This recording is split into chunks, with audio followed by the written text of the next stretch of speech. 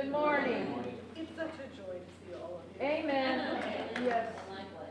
For those of you that don't know, this is the meeting of the Hudson Genealogical Study Group. This is the first time in 3.5 years we have met in person. Yes. It's a remarkable feat to have this meeting as well as that filming at the same time technologically. We haven't done this technology in 3 years. So we all have to remember and learn again. I should tell you that we will, going forward, this is now March, going forward into the new year or the coming year, we will have a combination of in-person and virtual programming. Many of you know, or some of you know, and COVID is still unfortunately part of our world. I mean, unfortunately, I had it 3 weeks ago, although I'm negative now, but I had a much milder case. And we're respectful of the fact that some may want to stay home and isolate, and some may want to be in person. So we're going to try this hybrid situation for the rest of the year. It's very important for us for that reason to get the filming to work. And today was the first test of the filming. The next and last meeting of the year, no, there's two, forgive me. The next meeting of this group will be April 13th, and it will be an unusual meeting. It will be what we have called the lock-in. Yay! Literally, the library will close at 5 o'clock on a Friday evening, the 14th. And at 5:30, I will stand at the door and allow the pre-registered people to come in. You're welcome to come in and do research that evening from 5:30 to 10. We've limited it to 10 this year instead of 11. And we ask gently that you bring either a dish to pass or a meal for yourself if you don't want to share, but almost everybody always shares. And we have a potluck. We also have mini sessions that evening on things like our databases. We have a new database, newspapers.com. We'll have a mini session on the military database. We'll rate how to use these in doing your genealogy. We invite people to bring their computers or use our computers. Everything on the second floor of the library will be available to you, and the library will be closed. So there will be 2 staff members. It's sort of an exclusive, sort of digging after dark event. And it's very relaxed, very congenial. It's a potluck. The one standing thing we have always done for that potluck is Nancy brings a soup, and her soups are just delicious. Be there or be square. The very first year, I asked our director if we could do this. I have to, and I tell this every year. I asked our director if we could do this, and she said, as long as there are no cavorting in the stacks of senior citizens, she was okay with it. So that's this morning we have the wonderful Mary Hughes. Where's Mary? I lost her. Oh, Mary's back there. I have to tell you, she just got home from an overseas trip, and her voice is a little less than what it should be. But her and her spouse have put together this program, and they had a very unusual experience related to genealogy that she's going to talk to you about. I would also mention, I hope that you've signed up in the back, our registration list. There are cookies and drinks and visitor packets if you've never come before, so you can pick up a visitor packet, see our schedule, know what we do. If you want to potentially join the Gen group, that's fine. You don't feel like you have to. Our programs are not contingent upon our membership, but it's appreciated. It sort of helps pay the costs. Plus you get newsletters and a few extra perks here and there. Carlene, raise your hand. Carlene Welsh is our treasurer and kind of keeps tabs of our membership. So if you have questions about membership, talk to Carlene. She'll be happy to answer them, I'm sure. Without further ado, longtime Genealogical Study Group member, that's such a mouthful, Mary Hughes is with us, and Mary has had a wonderful variety of experiences throughout the community, and arguably has one of the more difficult challenges when it comes to genealogy. It took, what, 15 years for you to get beyond your grandparents or something? And just on a side footnote, very few people know that Mary and I actually share a birthday. There are very few people born on our birthday, which is February 6th, and we happen to know each other, and we're both born that day. Thank you all for coming. If you have any questions, just ask. And without further ado, Miss Mary Hughes. Yay.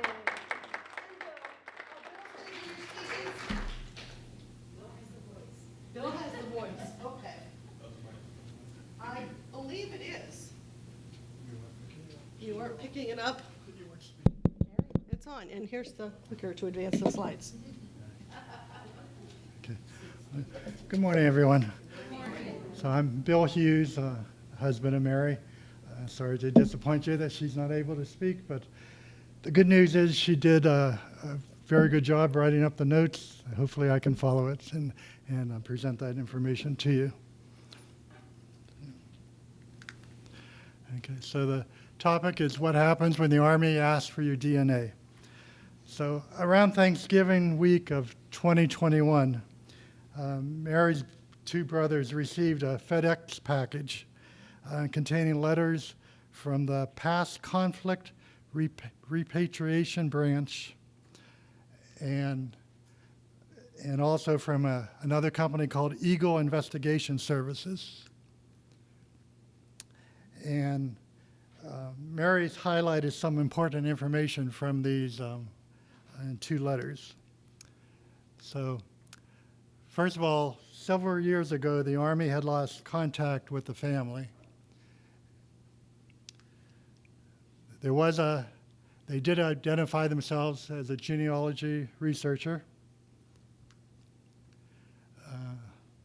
The Eagle Investigation Services was hired by the U.S. Army, Human Resources Command, Casualty and Memorial Affairs Operations Division out of Fort Knox, Kentucky. And the soldier mentioned in these letters was Second Lieutenant Lester Lowry, who died in service in England. Okay. So from here on, I'll just refer to Lieutenant Lowry as Lester. So wanting to know more about this Army branch, Mary watched the suggested video that was included here. So let's see. You have to go to this, I assume. Yes.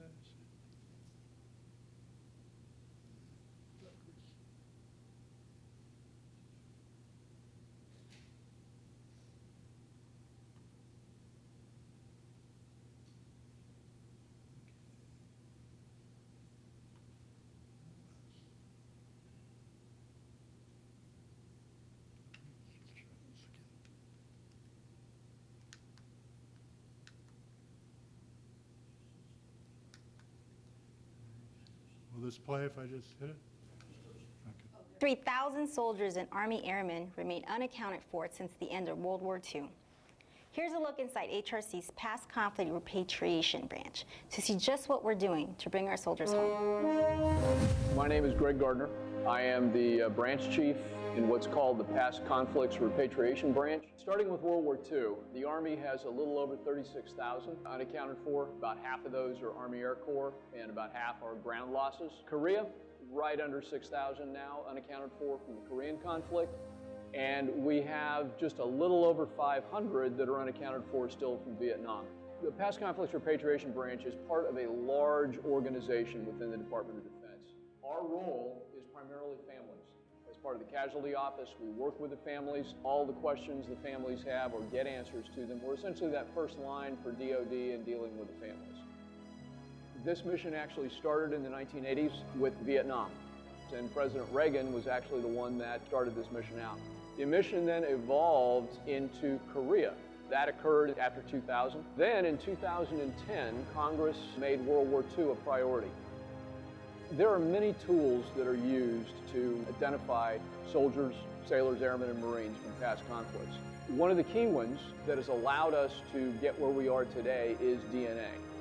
Now we're able to get DNA out of very small fragments of remains. We still get identifications from dental. We get identifications from a machine gun on a World War II aircraft, has a serial number. that serial number, we find that machine gun, we find the remains with it, it's sometimes sufficient to make an identification. Since 2009, we've identified about 698 soldiers and Army Air Corps airmen. World War II identifications have been nearly 200. From Vietnam, we've had 39 identifications since 2009. The folks that work for me, all of them are veterans, and they are probably the most dedicated and giving individuals that I've ever worked with in the Army. These folks go out on a monthly basis or even weekly basis to meet with families, to give them news that's not always good, but they do it with grace and they do it in a very caring way. They're honored to do the mission.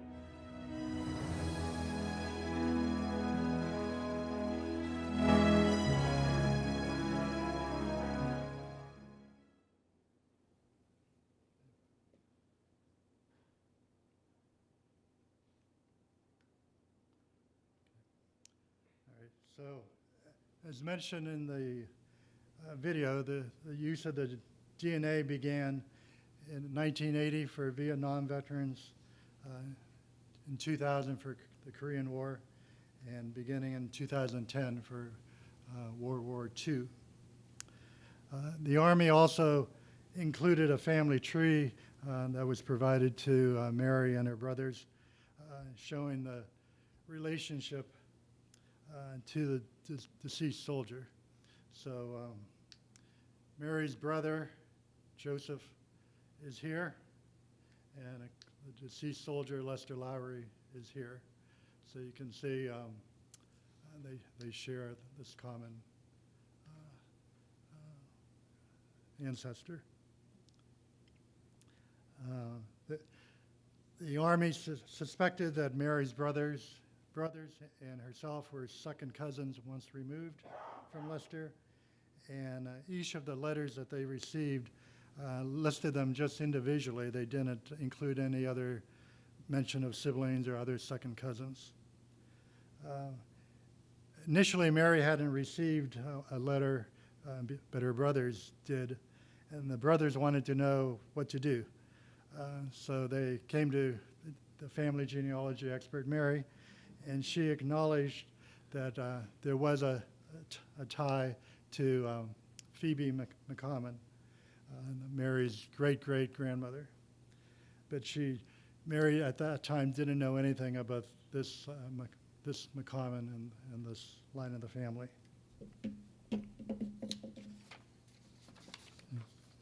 So eventually Mary did receive her packet, and of course we had some initial concerns and were a little suspicious of whether this was a scam or whether it was legitimate. And so these concerns were, first of all, they asked for a very quick turnaround. They wanted a response by a December 15th deadline. The fact that they were using an investigation service gave us some concern. And we were also, we weren't sure what family had been contacted before, unaware of any other contact. And then we were wondering, will they want some money for this? So Mary started her investigation. Initially, she talked to Gwen to see if she knew anything about this. Gwen hadn't heard about it, but thought it might be legitimate. Mary contacted the OGS, and they thought it probably was a scam. And then she also contacted the Summit County Veterans Office, and they had no knowledge of this program. So coincidentally, about the same time, there were several newspaper articles in the Akron Beacon Journal regarding the return of service personnel remains for proper burial. And these are clips from 3 of those. That was from the Akron Beacon Journal. And then here's another, a 4th one that actually mentions using a genealogist and DNA to find relatives. This story sounds similar to what the information Mary and her brothers were given, but it did have a different organization performing the investigation. This was a defense POW/MIA.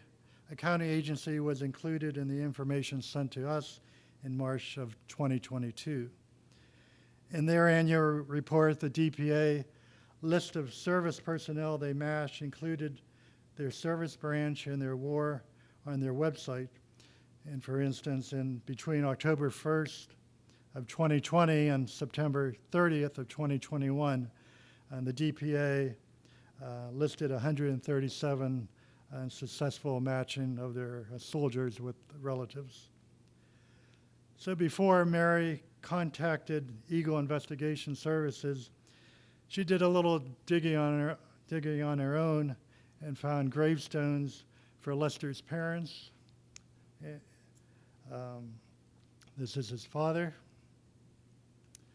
and Lester's mother, and the family gravesite. And also she found Lester's grandparents, and this was in his hometown of Grove City, Pennsylvania. This is where the cemetery was.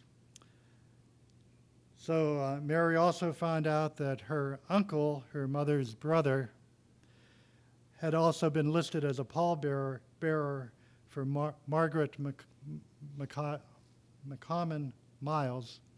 So this,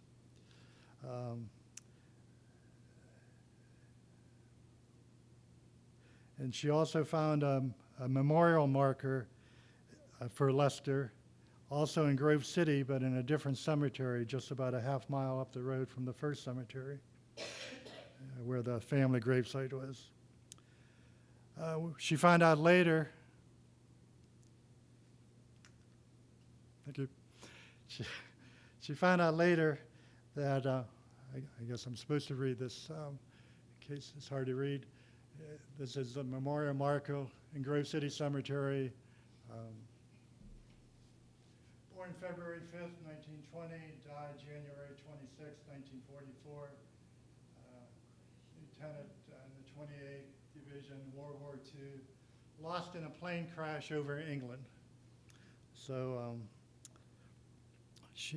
Mary found out later that this memorial marker was placed in 1952, 8 years after Lester's death. When we visited this site, Mary also noticed that there was a row of other veterans buried alongside, or other memorial markers for other missing veterans. One was for a soldier from that died at Iwo Jima. One was for a soldier that had been buried in Belgium, and another for a soldier buried in France. And Mary suspected that all these memorial markers were put in at the same time, but we had no knowledge of who actually put these markers in. We asked the cemetery caretakers, and they had no idea. They had no record of it. Mary suspects it was perhaps the American Legion. In 1956, Lester's name was added to the Tablet of the Missing at the Cambridge American Cemetery in England. And that's his tablet. And this is, again, you can see right here, Lester Lowry. And this tablet in England was established in 1956 and includes names of 3,811 burials and 5,127 veterans missing in action. And that's what it looks like. So because of the newspaper articles talking about recent returns of veterans' remains, and also Mary's independent research on Lester and finding this apparent relationship, she and her brothers decided to proceed with the DNA testing. and she contacted the Eagle Investigation Services by December 15th, their deadline. And when she talked to their representative, she found out the following. So first of all, the Army needs a minimum of 3 DNA samples to proceed. They prefer the oldest possible person for this DNA samples. They told her that there was an older relative, a female in Tennessee, that had already agreed to the DNA. They told her the last name was McNeish, who was in their 80s. Mary had no knowledge of this person at that time. Mary suggested a couple other cousins that they might want to contact, and who lives in Grove City, Pennsylvania, and the Army or Eagle had no knowledge of this other cousin. They did tell her that somebody had said no to the DNA sampling already. They told her that eventually it will be the oldest person that will have the say of what to do with the remains.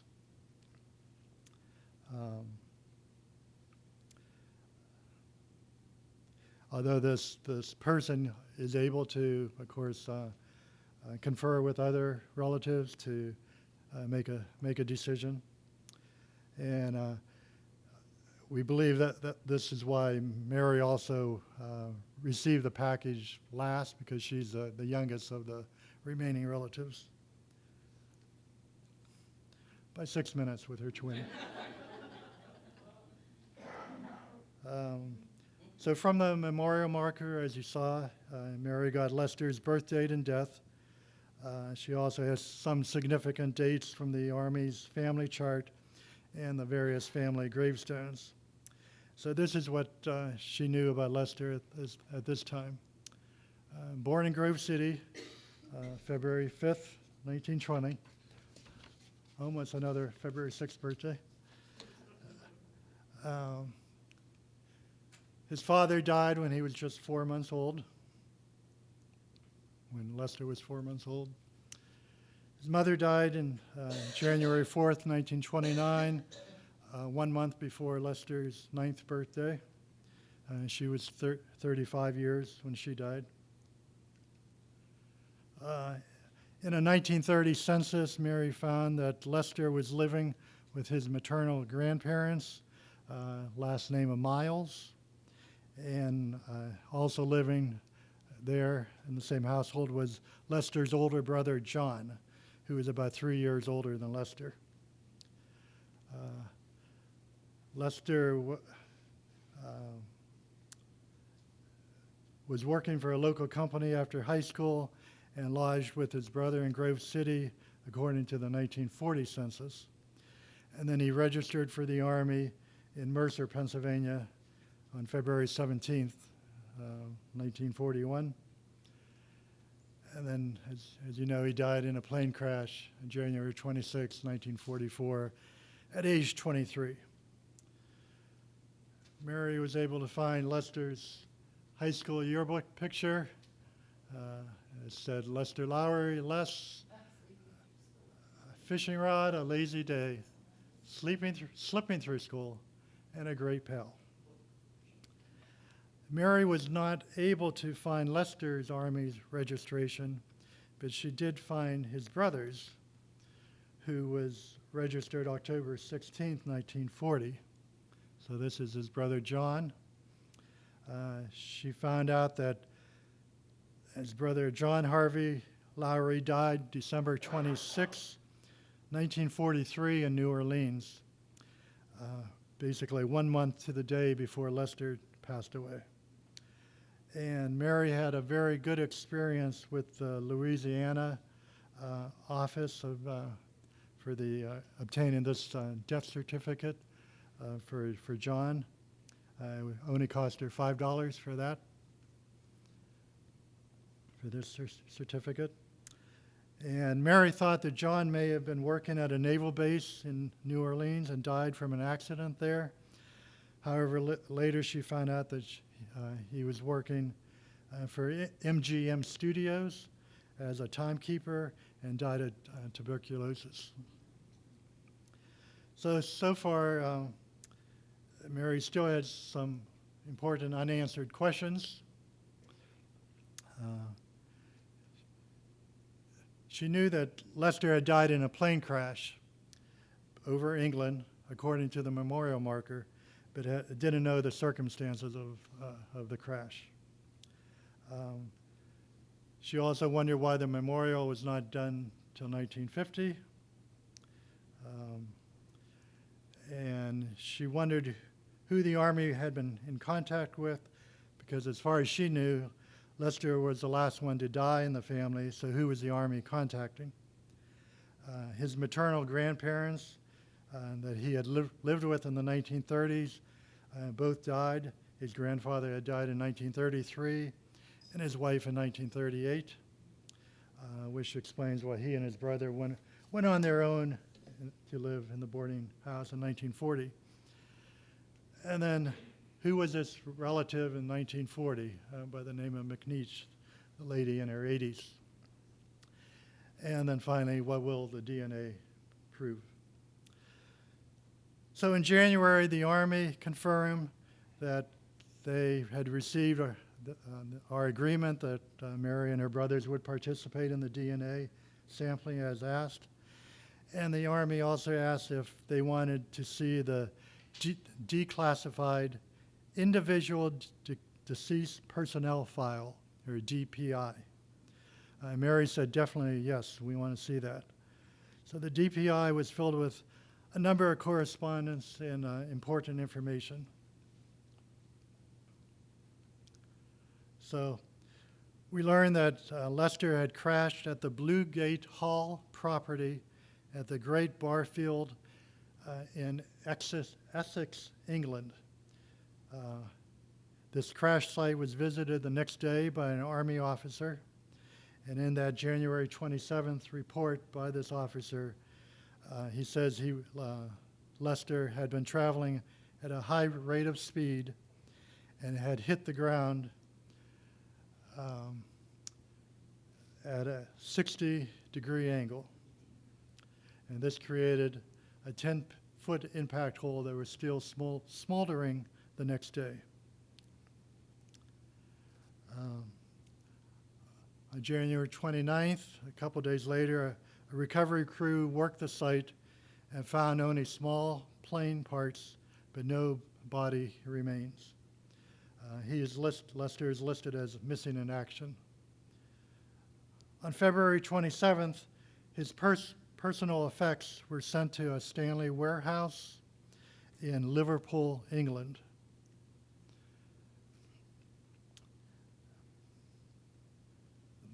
Then in March 1944, a big surprise. Another brother named William requested Lester's effects. At this time, the Army shows only brother John, who died in New Orleans in December before Lester, and an Aunt Bessie McNeach in Grove City, Pennsylvania, as Lester's beneficiaries. We'll get back to this new brother, William, in a minute, but let's continue with Lester.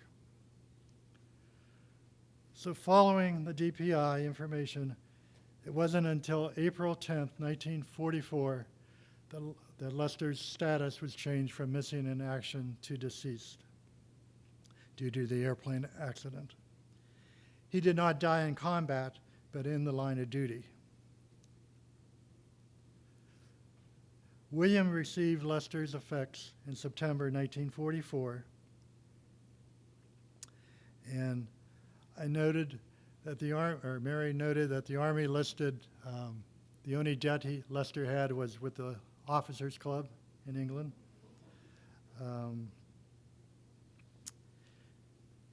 He did not have a bank account, but he did have a check for £200. Clothing and missing items were listed. which were very detailed and included things like 4 pipes, a cigarette case, a religious book, clothing, photos and albums, etc., and noted a shortage of a tie and 2 pairs of shoe stumps. And Mary assumed the clothes he was wearing that fateful day would also be missing. Interesting enough, the Army listed a diary of Lester, but had removed it before shipping Lester's footlocker to William, his brother. And Mary asked the DPA contact if they had any knowledge of this diary. She got a response last month after the contact had talked to their chain of command, and she said either the diary was military property and so was kept, or that it contained confidential or classified information, so it would be kept, or that it would have eventually been returned if it was private property, but there was no record of the diary's return. At this time, the whereabouts of the diary remains unknown. So after paying the Officers Club bill, the effects quartermaster is given a check for over $2,000 in November, which Mary presumes was forwarded to the brother William. And then William was also later sent a check for an additional $8 in December. So, in June 1948, William asked about a burial site location for Lester and information regarding the incident. At that time, William is in a veterans hospital in Canandaigua, New York. The Army responds to the brother William in July by saying units of the American Grave Registration Service is still searching for possibility of recovering remains and possible reburial. In May 1949, 5 years later, 5 years after the crash, the Army conducted another field investigation at the crash site. Local people could still point out the site area, even though the land had been plowed over. The local constable also had a report from his predecessor about the crash. And this report stated that there was 2 American fighter planes were observed in the afternoon that fateful day, circling rapidly overhead, very close together. It was believed that one touched another, causing damage to one, which dived directly into the ground.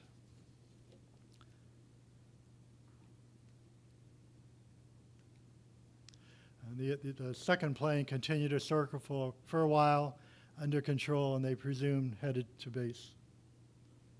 The pilot of the crashed aircraft, Lester Lowry, definitely did not leave his plane.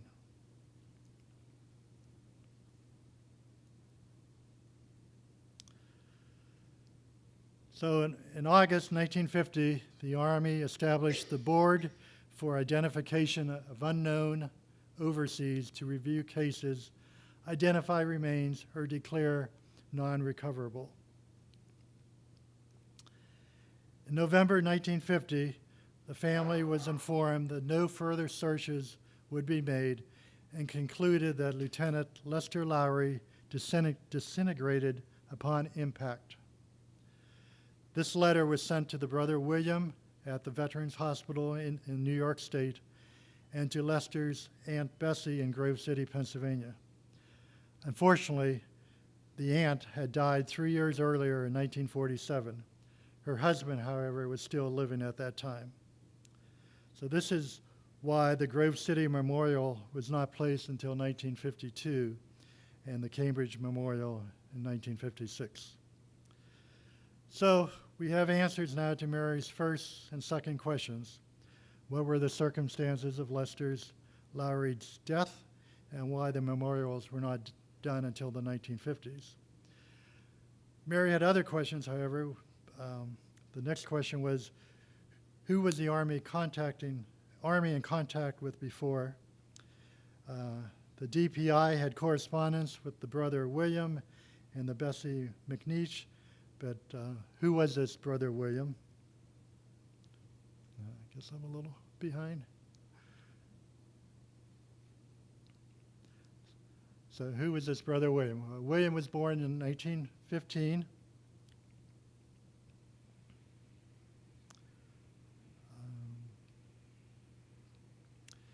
She checked the 1930 census, but now she previously had checked the 1930 census, but now it went back to the 1920 census and found William was listed with the family, living with those maternal grandparents.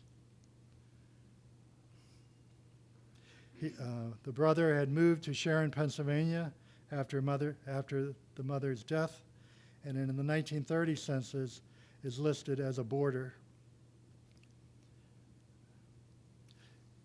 The brother William registered for the draft in 1939 and is in the 1940 census as being stationed in Panama. William needed to fill out an affidavit and get probate approval to become Lester's executor, because Lester had only listed his brother John, at that time living in Hollywood, California, and his aunt McNeish in Grove City as his beneficiaries.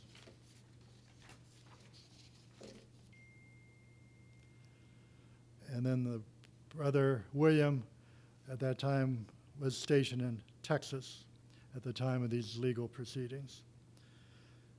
So from these Army's documents, Mary got William's serial number, and she put it into fold 3, and this is what she got. So the enlistment date looks good, and since he ended up in Panama in the 1940 census, but the level of education should be 2 years of high school instead of what's listed here. And then the birth date looks very wrong.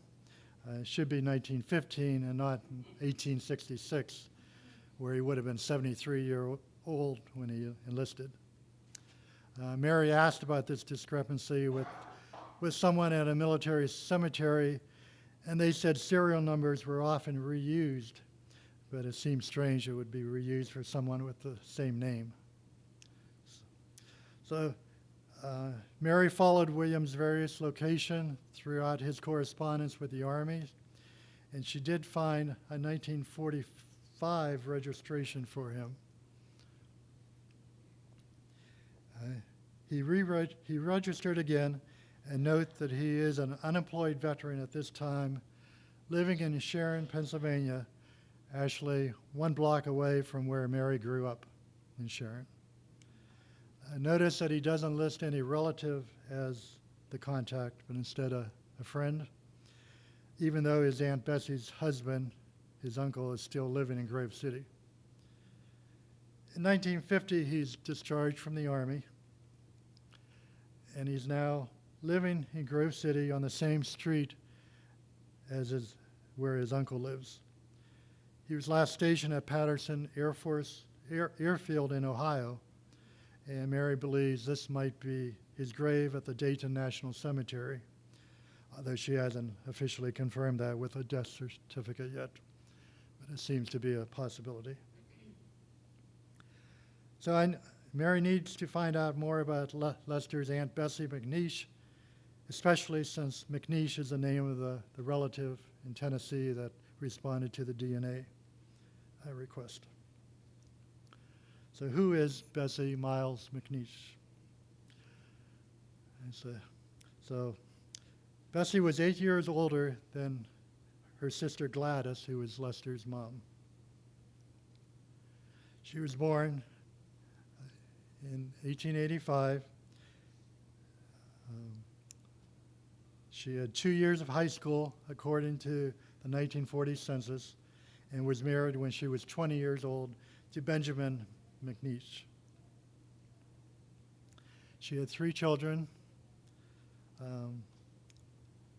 both daughters are in the family plot.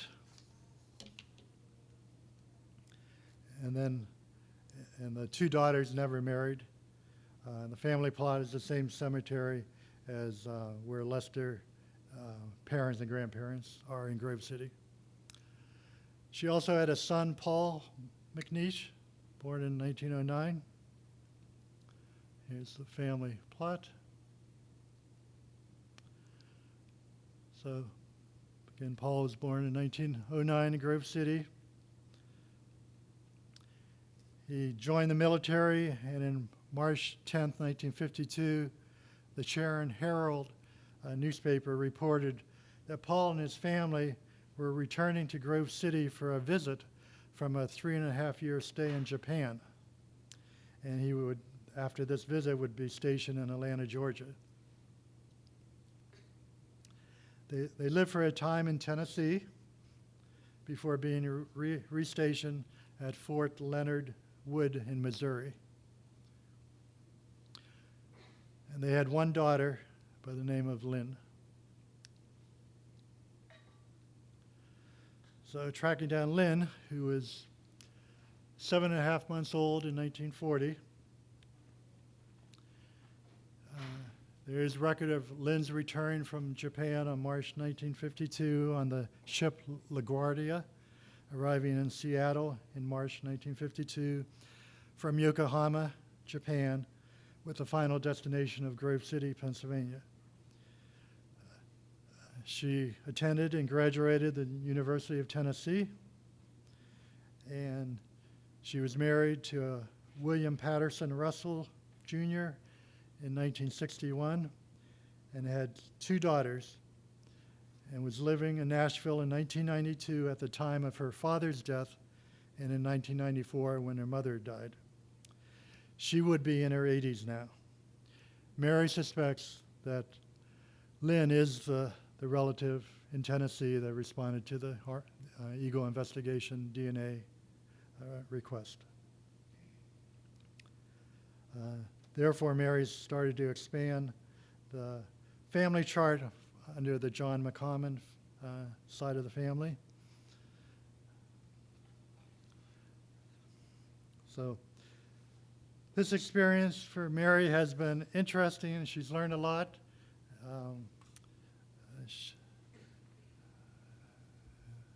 So before we rush off this chart, I just reorientate you. Here's Mary, going up to her great-great-grandmother, Phoebe, who married the McCommon, in which case we work our way. McCommons down to Lester, who died in the crash, and then to this Lynn Ann McNeish, who would be a second cousin of Lester and the lady in Tennessee.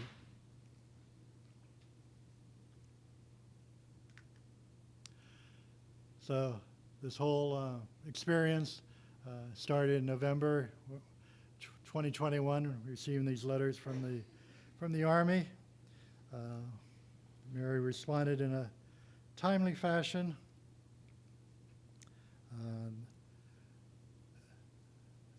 The Army verified Mary's response and her brother's and sent us a DPI kit in March of, or the kit came in January 2022, and then by March of that year, Mary and her brothers had returned the kit, the DNA samples, to the Army, which they received in March.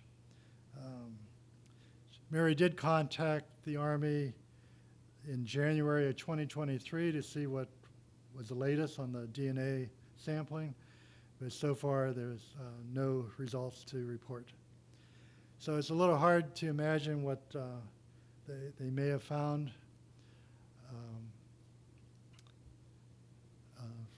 Given the nature of the crash and the accident and the number of years that's gone by. A likely sample may be possibly a tooth, but Mary's involvement in this process is yet to be concluded, and she will remain waiting for results. So that concludes the talk. I hope I did Mary's Labor of Love just is here, and she's here. She can answer your questions. Is that the last slide?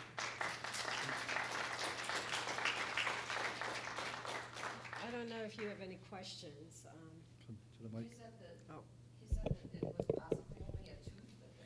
Well, I asked, I said, what could you have possibly found? They said he was disintegrated upon impact. And they said it could have been something as small as a tooth. And they did send me his dental records as part of that packet.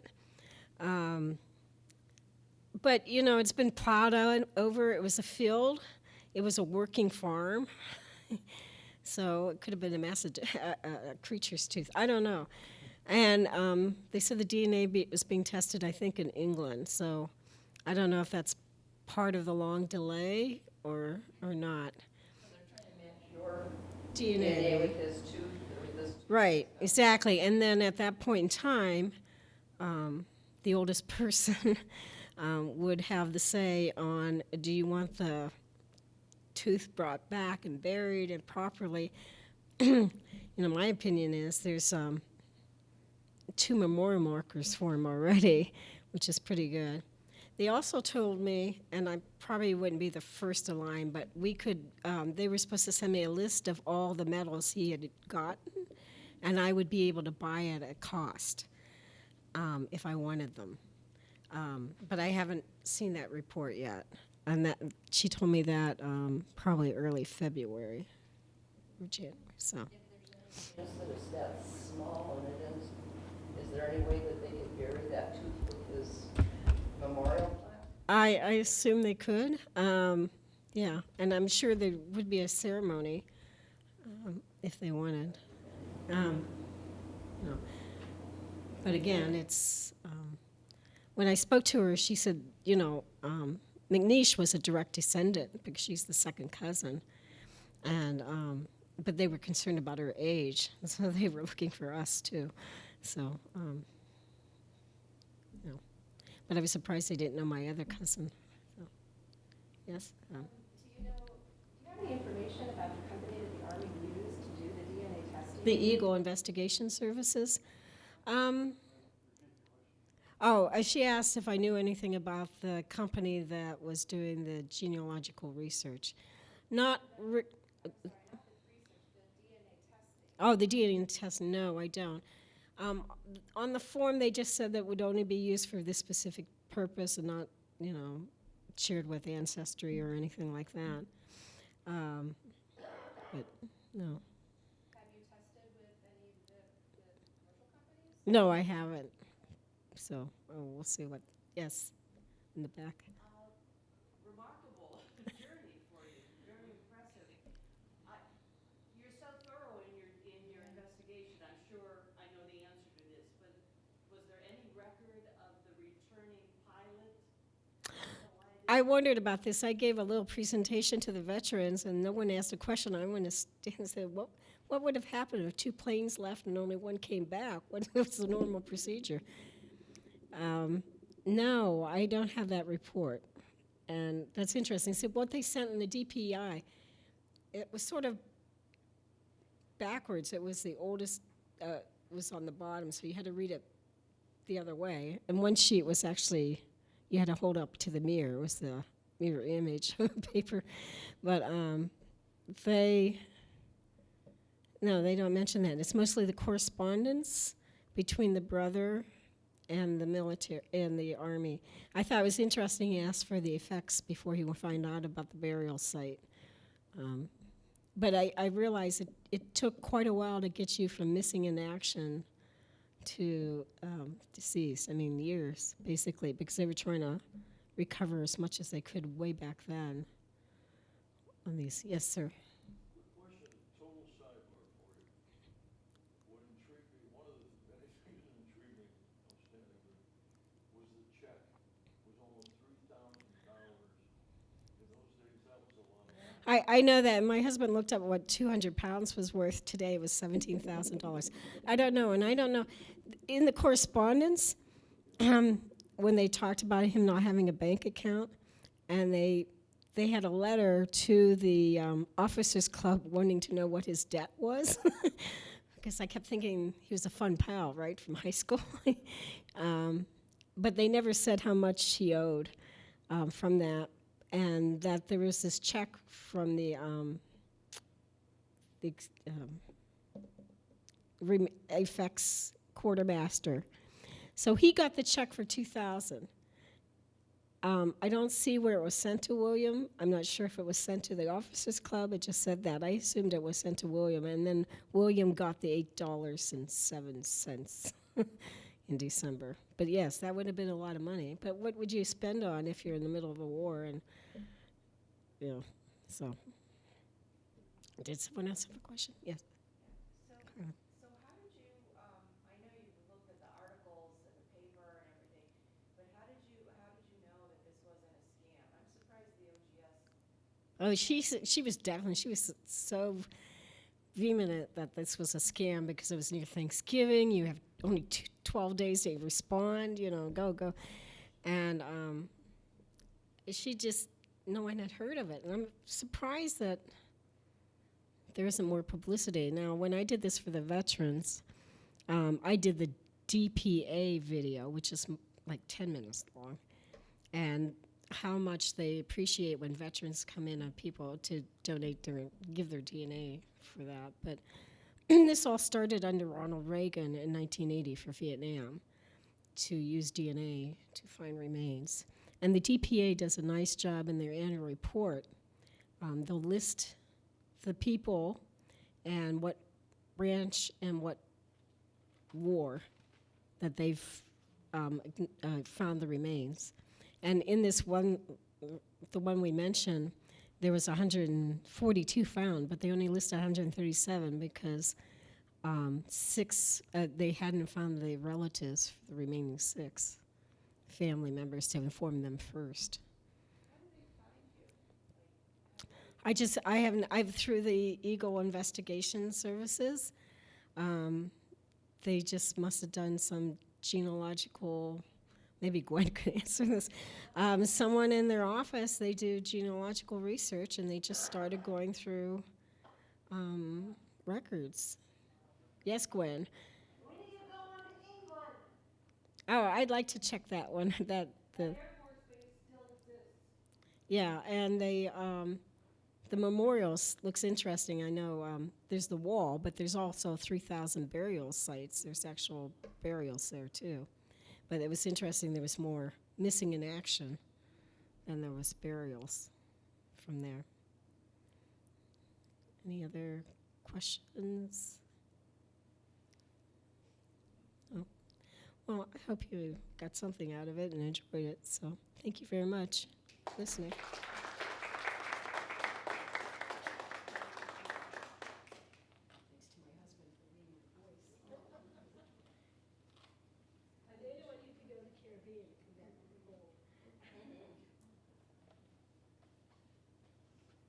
Thank you, Mary. I think it's a fascinating story. And I would bet you anything that those Air Force Base records still exist. And it would be fascinating to look at those. It would also be fascinating to look at, so in the Army, they call it a DD-214. It's your complete list of service. It would be really interesting to see his complete list of service. Where was he trained to fly airplanes?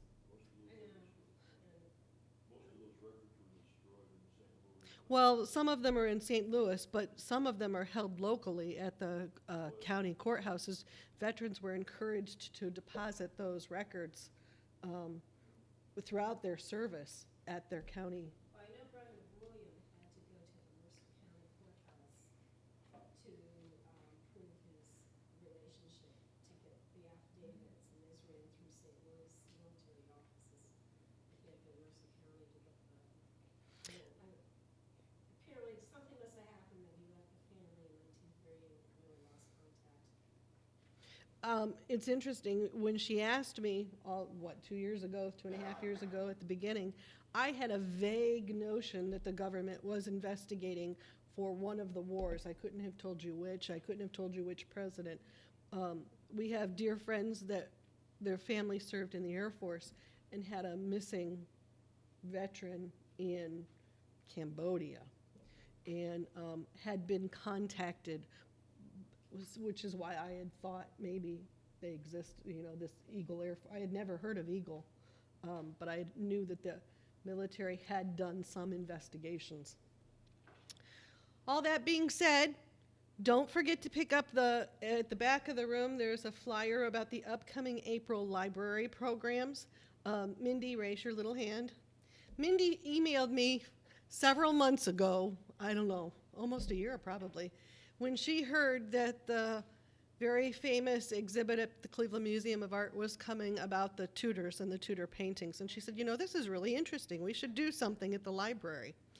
And almost immediately after that, a library staff member here was in New York and saw the art exhibit in New York and had become fascinated with the Tudor paintings in New York that had been on loan from England. That's all I can tell you.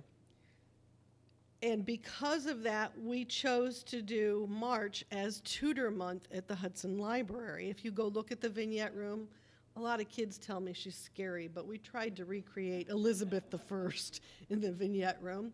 And we did several art programs and history programs about the Tudors this past month that I hope some of you enjoyed. Say yeah? April is Egypt month.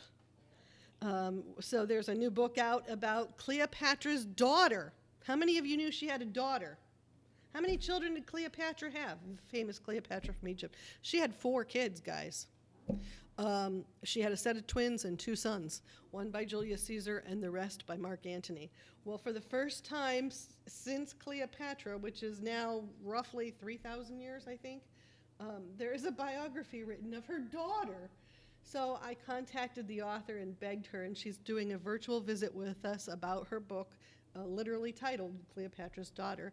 And at the same time, we have the Cleveland Museum of Art speaking about some Egyptian art that's on loan to them currently. We also have a tour, I believe, of Luxor, a virtual tour of Luxor, and there's another virtual tour, but I can't remember where it's from. So we're doing all Egypt programs in April, and I would invite you all to partake.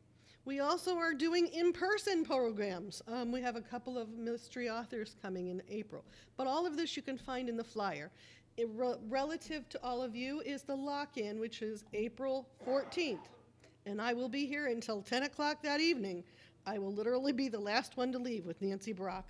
We have a wonderful time. Yes, we do. We have interesting foods. Yes, we do. It's a great time to do research and sort of have the resources of the library at your fingertips.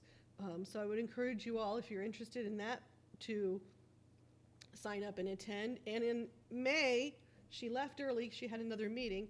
Beth Martin is speaking about DNA. And of all of us that do genealogy in the genealogy group, Beth is by far the most experienced in DNA research. And so she's going to kind of give us an overview for people about DNA research, whether to submit, whether not to submit. I was very curious about how they found Mary. I thought Mary, I did not know if you had put your DNA out there on Ancestry. I thought, well, maybe they found you that way. We have had people contacted in this vicinity through Ancestry who had put DNA up. And I know that some of the crime databases are using Ancestry DNA. I've been contacted twice for identifying people from Hudson through DNA, through the crime databases. Long story, but it happens. So, yeah. Oh, I'm just curious, with the April 14th, what kind of resources are available here? We have 4 or 5 big databases that will show you how to use. There's a whole archives upstairs of books on every state in the union, resources with every state in the union. We have a tremendous collection of county history books. I would say it's a significant collection on how to. Yes, Carlene. Ancestry Library Edition is very helpful. Yeah.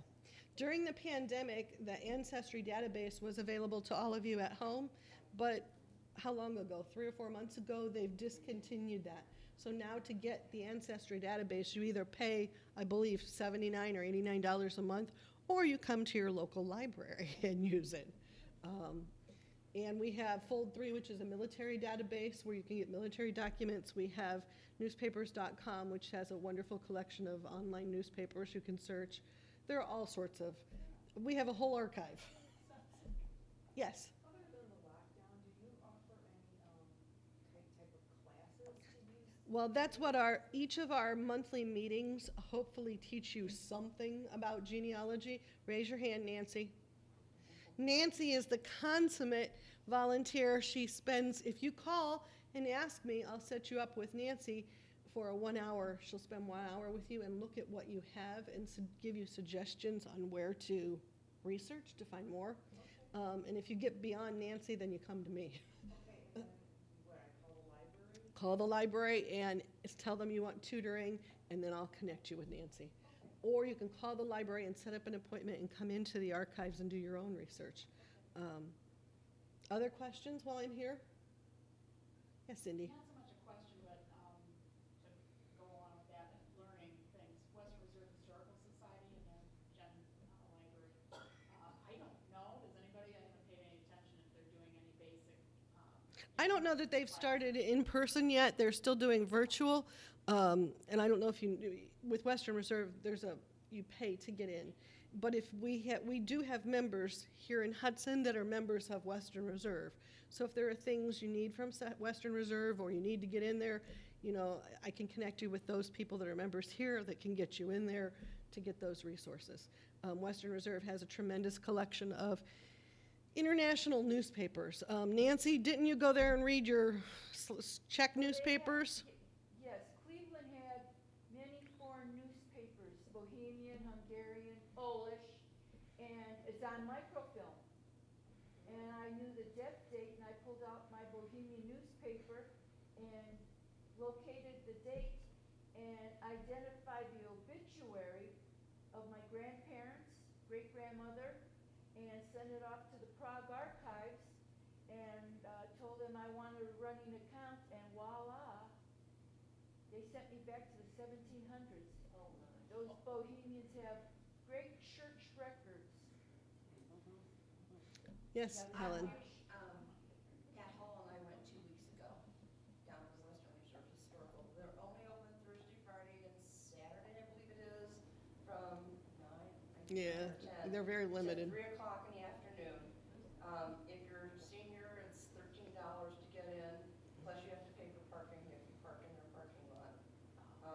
But they had 2 books on my long family from Pennsylvania that I was able to get information from my DAR supplemental. So they have a lot of stuff down there. It was interesting. Other questions, comments?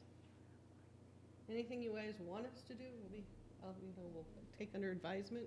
But the genealogy group generally meets with the school year. So we're coming up on the end of the season. Our May meeting will be our annual meeting of the entire membership where you will elect officers. So if you can, attend the May meeting.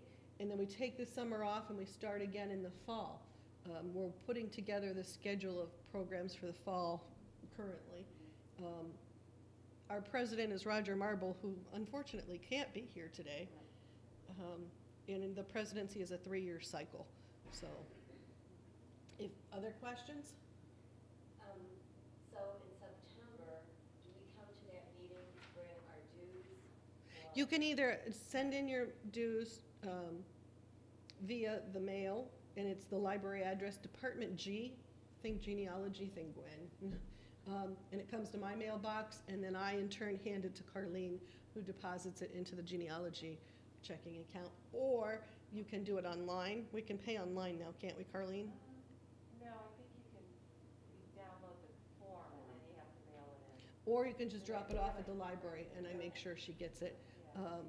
But we are about to start like the new membership drive for the upcoming year. And I think it'd help me, is it $15, $20? It's $20 a year. Single and a couple. And you get newsletters, you get special treats sort of as a member of the Gen group, but you don't have to join. We try to encourage people to join because the fees help pay for speakers. Yes, Cindy? Just to double check, don't you have to be a member to come to the April 14th? No. Oh, you don't? Oh. No, but you have to pre-register. You can't show up at the door and say, oh yeah, I want to come, because it's a security thing. I don't know you, we don't know you. I hate to say this, but I could be letting an axe murderer in the library, sort of. Which is why you have to pre-register, and I have to have a notion of that you're coming.